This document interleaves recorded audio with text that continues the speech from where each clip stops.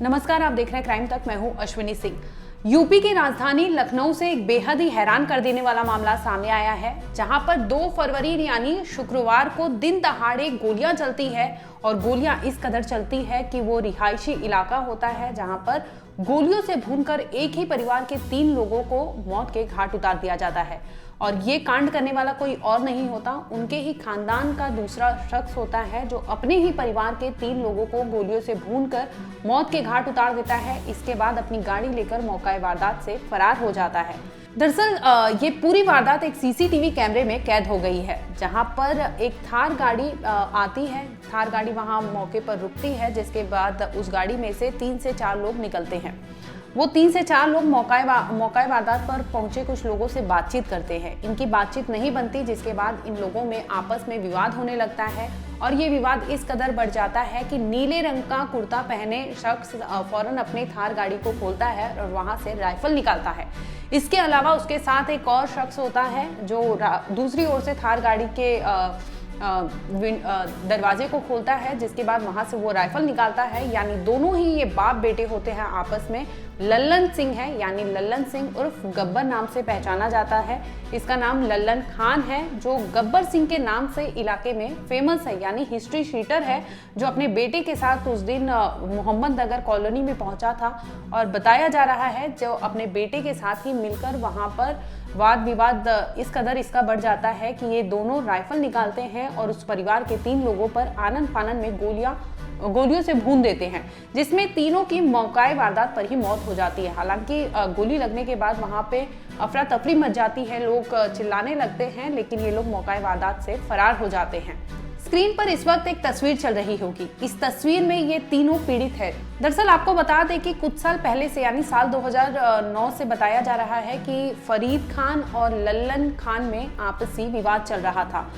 किसी जमीन को लेकर इनमें विवाद चल रहा था। ये जमीन की कीमत 4 करोड़ रुपए बताई जा रही है। दोनों में तनातनी इसलिए थी कि कोई कुछ हिस्सा ज़्यादा ले रहा था तो कोई कुछ हिस्सा कम पड़ रहा था, जिसकी वजह से इनमें वाद विवाद चल रहा था। ये कोर्ट में भी हालांकि मामला है जिसकी सुनवाई हो रही थी, लेकिन इसी बीच वहाँ पर शुक्रवार यानी 2 फरवरी को लेखपाल आते हैं, पैमाइश के लिए बुलाया जाता है, लेकिन कुछ ऐसा होता है कि झगड़ा होने लगता है, जिसके बाद लेखपाल वहाँ से चले जाते हैं।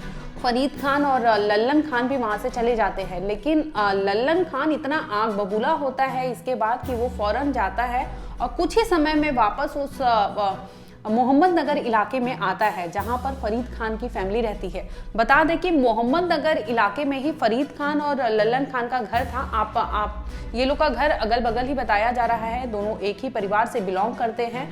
रिश्ते में फरीद खान का चाचा लगता है लल्लन खान, जिसे गब्बर सिंह के नाम से भी जाना जाता है।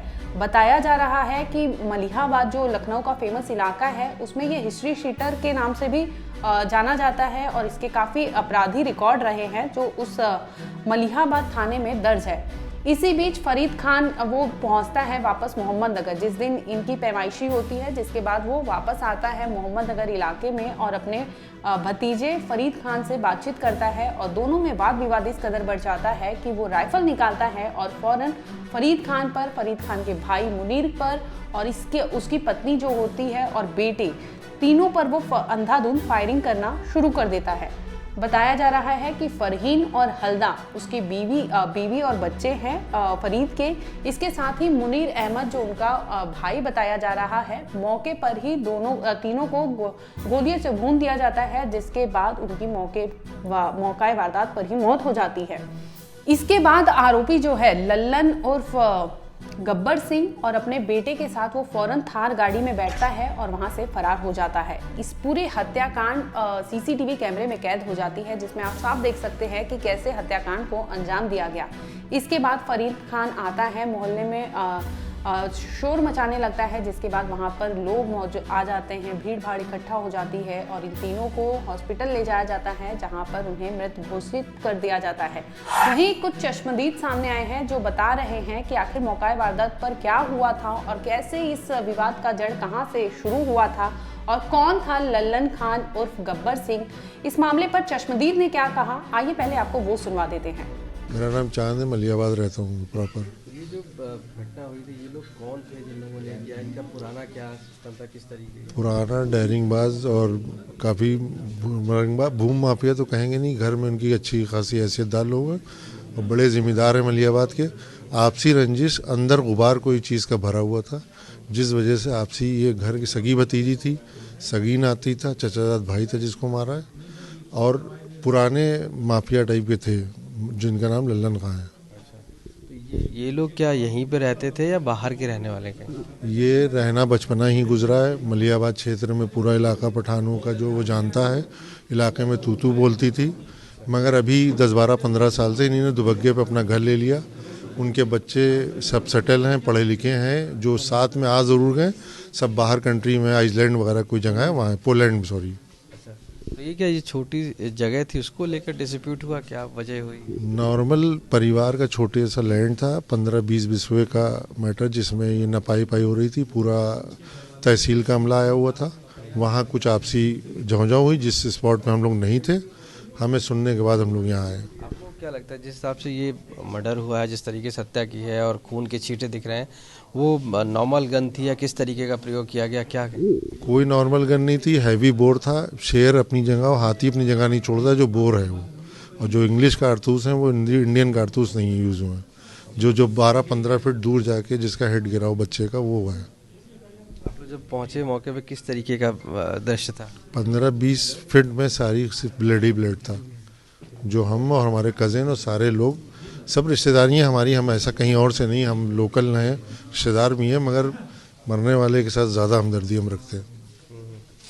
ये लोग जो थे, जो लोग हत्या जिन्होंने की, वो कितने लोग थे और क्या मतलब जिस दौरान हत्या हुई उसके बाद से क्या अभी कुछ जानकारी हुई, कहाँ है क्या? इनके साथ वो खुद बाप बेटे थे और उसके साथ 3-4-5 अन्य लोग थे जो हम लोग ने देखे वीडियो में। उसके बाद जो अन्य लोग थे, उनका ड्राइवर था, वो सारे लोग शायद पकड़ लिए गए। अभी इन्फॉर्मेशन नहीं आई, हम लोग यहीं उन्हीं के घर पे हैं। आप लोग बेसिकली क्या चाहते हैं, परिवार के लोग हैं तो? देखिए, इसमें इंसाफ तो चाहते हैं। जो हुआ है, जो कंडीशन है, जो परिवार की कंडीशन, इसमें मतलब अल्लाह ताला से दुआ है कि उनका, वो उन्हीं ने कोई अच्छा काम नहीं किया है और इसका नुकसान ही उनका हो तो अच्छा ही है। दरअसल इस हत्याकांड में फरहीन, हल्दा और मुनीर की मौत हो जाती है। गोलियों से भूनकर उन्हें मौत के घाट उतार दिया जाता है, जिसमें उनकी मृत्यु हो जाती है।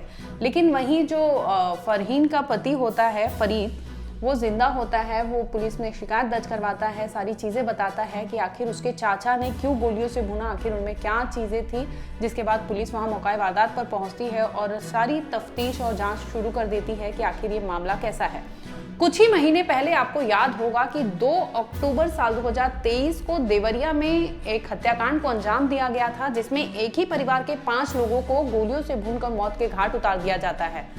लेकिन वहीं दूसरी इस कांड से भी पुलिस कुछ सबक नहीं लेती। शायद इसीलिए लखनऊ में इस तिहरे हत्याकांड को अंजाम दिया जाता है। दिन दहाड़े फायरिंग कर दी जाती है, राइफल लेकर आया जाता है, वो भी लाइसेंसी राइफल से। 3 लोगों को, एक ही परिवार के 3 लोगों को मौत के घाट उतार दिया जाता है।